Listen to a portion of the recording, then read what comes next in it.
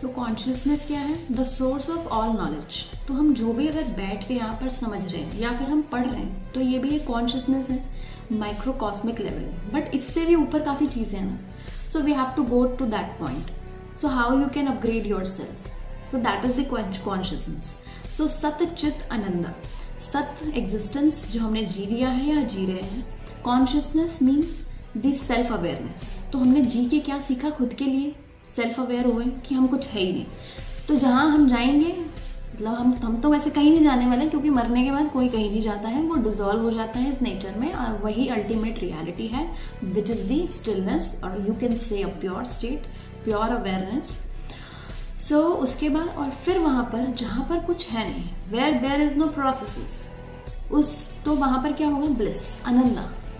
तो और हम इस चीज़ को ऐसे भी डिकोड कर सकते हैं कि अगर हम प्रैक्टिकलिटी ऑफ लाइफ में हम यहाँ पर अर्थ पे जी रहे हैं तो यहाँ पर सत्य भी है, कॉन्शियसनेस के साथ भी है, बहुत लोग जो जी रहे हैं, और उसी में जब हमें आनंद आने लग जाए कि whatever we are doing very rightfully, if we are doing very rightfully और ट्रुथफुली, तो ये हमें क्या देता है? ब्लिस.